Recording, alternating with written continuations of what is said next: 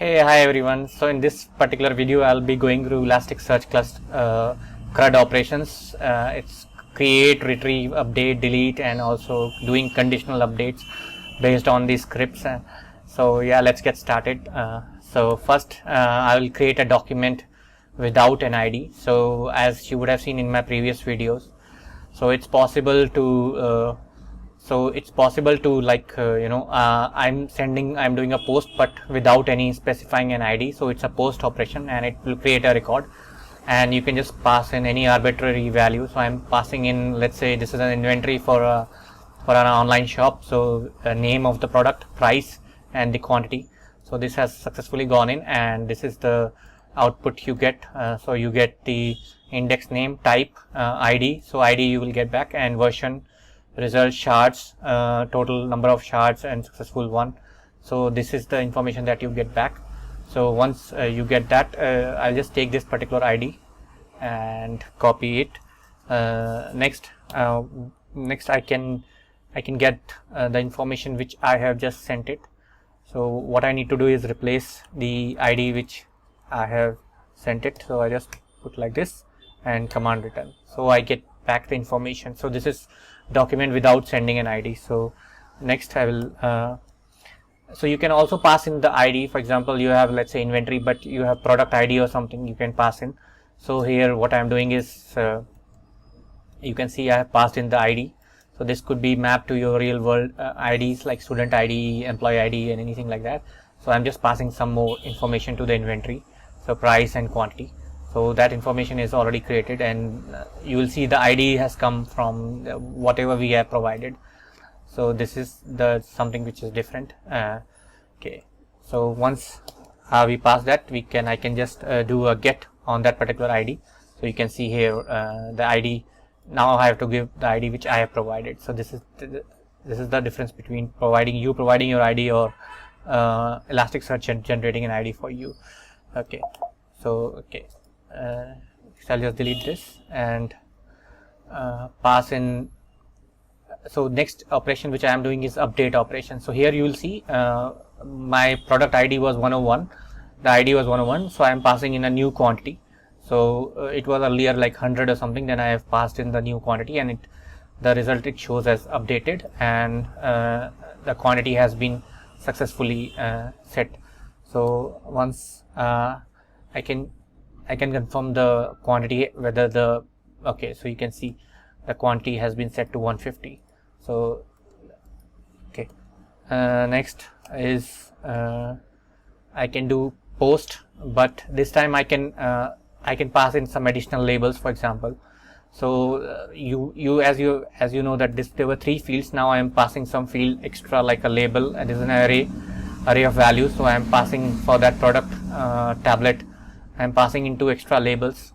So these electronics and mobiles will be passed in, and I can confirm this by doing a get.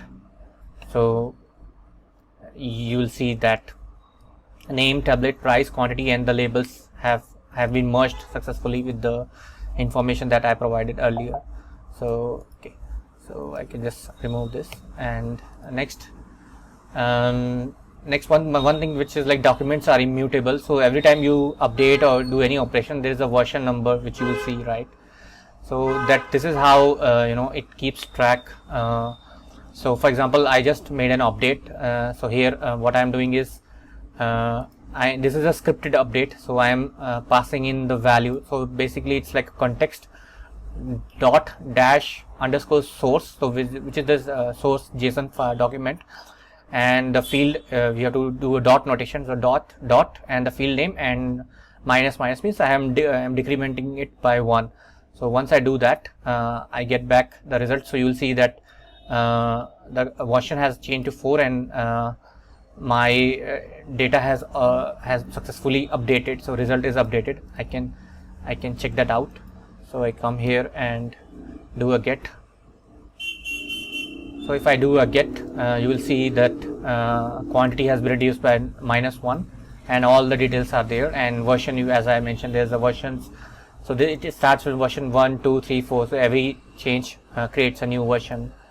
Okay, so I'll just remove this. And next is I can do a scripted, again this is one more example, like I can do minus minus plus plus, or I can do update on some field directly, like pass in the new value like 300 or something.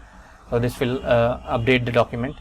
So you will see on the right hand side the document has been updated version 5, and if I do a get for the same document, you will see that the new quantity which I have specified 300 has been set up.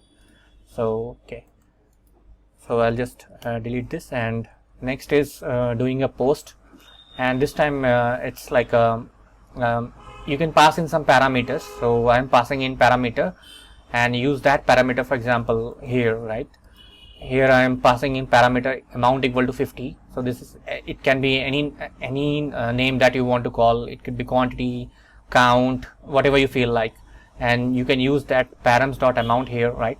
So params.amount, and I am taking in the value which is there in the context ctx, which is, and source json, and dot quantity. So I am reducing that 50 from the quantity amount, and it has successfully updated.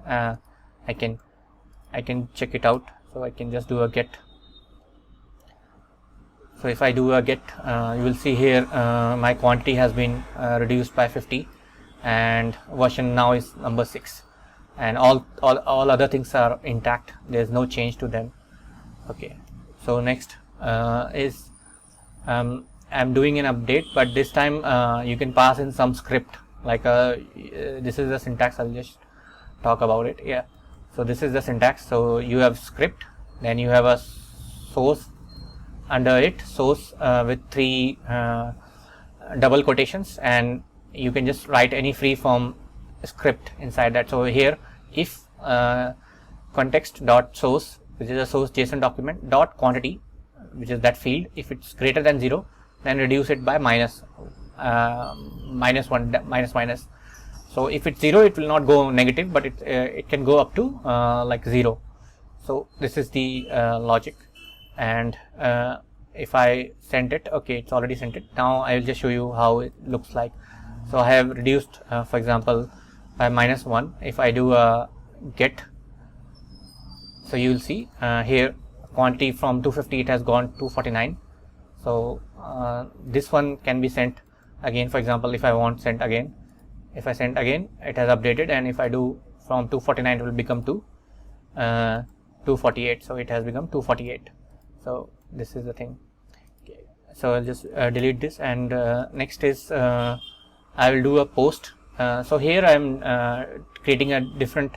So this example is about Upsert. So in Elasticsearch you can do insert plus update same time. So here what I am doing is, if the document is not there, it will create. If not, it will update. So basically that is an Upsert. So I am saying so I'll just show you better. I'll just send this, and it has been created. Okay, it has been created, and the version is 1. So this has been created. The status is not updated but created. So okay, so if I just get that particular document, you will see the product ID is 102, and it has given me the value which I have given, TV 700 and quantity equal to 50.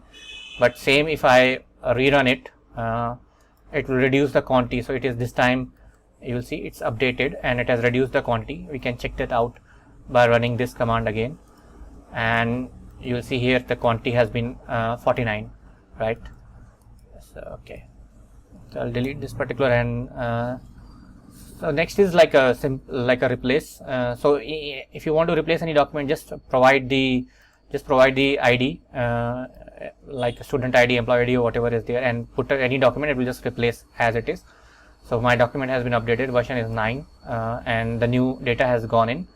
So I can just confirm that by running this, by fetching that document again, retrieving that document. So all the old information has gone in and the new information has taken in. So this is not a merge case. This is like a total replacement of the existing data.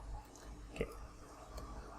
So yeah, that's it, guys. It was a quick demo on some basic operational CRUD operations and scripted conditional updates and Upsert. So I hope you like this particular video. Please like, share, subscribe, and comment. Thank you very much. Bye.